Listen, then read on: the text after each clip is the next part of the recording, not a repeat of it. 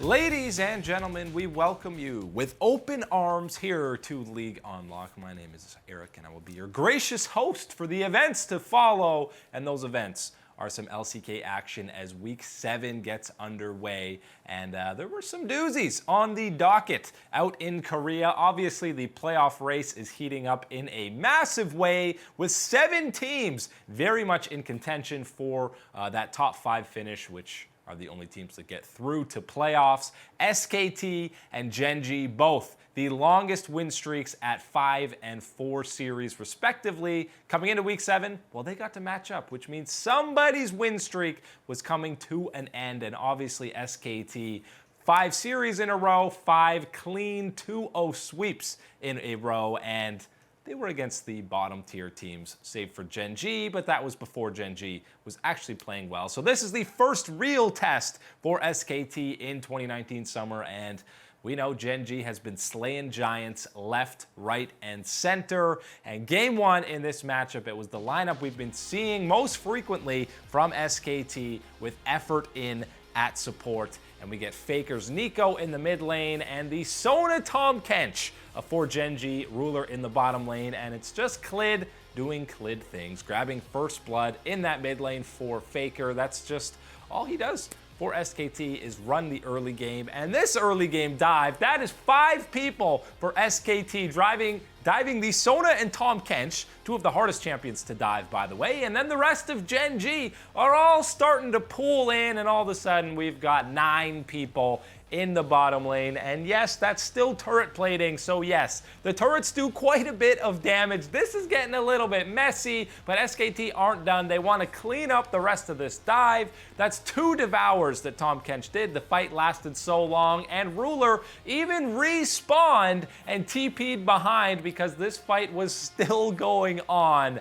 Ends up being a trade of a lot of kills both ways. Hard to say who comes out ahead there. Probably still SKT, as Faker misses the Nico ulti because Cuvée flashes out, but he is going to sacrifice for that Rift Herald buff. Everybody's going to chase him down, but he looks like he might get away, but the ulti from Gangplank does slow him down, and Faker will try the cheeky TP play because everyone's flanking him, but Cuvée has the damage to take him down, but he got the Rift Herald, so we're going to call worth. Now around the mid lane turret, SKT gets back in the game after falling down a couple thousand gold and 2 Infernal Dragons. The dive in the mid lane goes clean, 2 kills their way, and that gets them right back onto the map. And then here's Effort getting what looks to be caught out on the Braum, but he's a Braum, he takes no damage. Faker flashes over for the nice Nico ulti this time, and Khan is there for the flank to clean this one up, put out some more damage as Teddy is pretty much untouched until Peanut chases him down.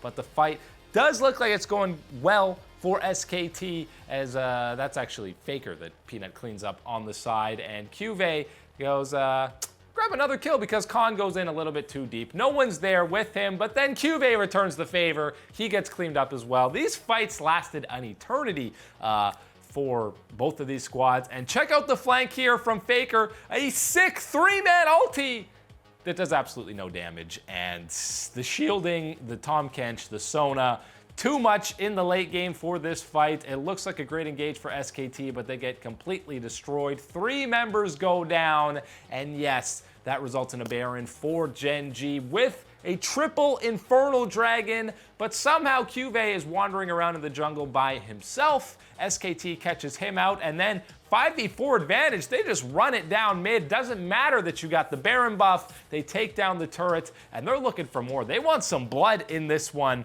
and that's exactly what they're going to get. They grab the inhib. Ruler doing his damnedest on the Sona on the outskirts, and he wants to fight. Everyone wants to fight on Gen.G, but SKT says absolutely. Faker again with a beautiful 2-man Nico ult. 2 more kills go the way of SKT. This game looked like it was in the bag for Gen.G. A Baron buff with triple Infernal.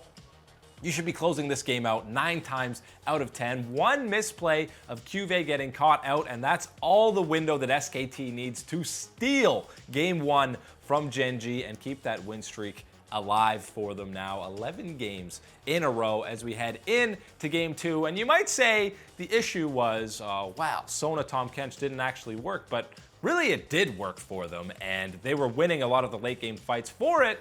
So they stay in the lineup. They go Sona again for Ruler, and it's Nico again for Faker in the mid lane going up against Fly Zoe. And early on, yes, there's more action in that mid lane. And yes, it's again Fly going down because you got to get Faker rolling, and Clid is running the early game this time on that Trundle. And again, we're around the Rift Herald. The Rift Herald's not actually there, but it's again a nice ulti from Faker that costs a couple of flashes, but he's all alone on that one. He's going to get caught out. They're going to chase down Clid as well. He looks ready to turn it around, and Khan does get the trade kill, playing his patented Fiora in this one, by the way. But Clid does go down, and Khan is left to just run away. But the mid game was really just picking on Cuve's Camille.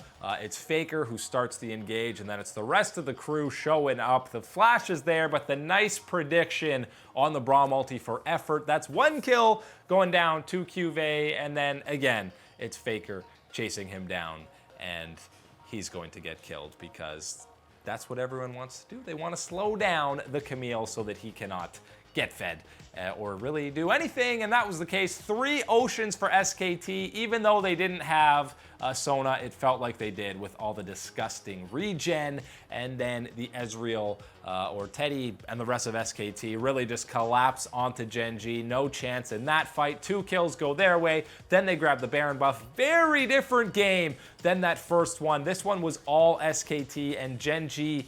When you get behind early with that Sona comp, you're really not left to do anything. They just barely survived to take down the Nexus on that fight, but SKT 12 wins in a row, 6 best of series in a row now, and they take down Gen.G. They end their win streak and keep their playoff hopes and dreams alive, really only making it spicier for who's going to get that final spot because I mean, basically 7th and 1st is separated by only a couple of games, and not only just the win-loss, but overall total game record. I think Afrika and Sandbox, who are currently at the top, are only a couple of games, wins or losses traded the other way. So it is going to be insane. Still 8 wins for Gen.G. SKT now 7 and 5, and they still got to play the other top-tier teams in the LCK, but they looked pretty solid in that one, especially that game 2. They really had no business winning that first game. Again, I don't have a problem with the Sona comp because it worked so well for them in game 1.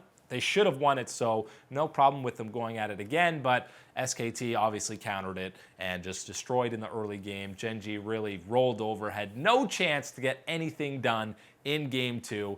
Faker MVP for game 1 for those Nico ultis that won them the game, and Khan got MVP for the Fiora split push in game 2. Effort continues to roll with SKT, and this lineup, I don't know if we're going to be seeing Mata that much because the majority of this win streak has been all about effort in that bottom lane and all about effort for the team overall. They're looking much more like that spring SKT, and Gen.G, they can't afford that many losses, but really, again, none of the top 7 can afford that many losses if they want to make playoffs.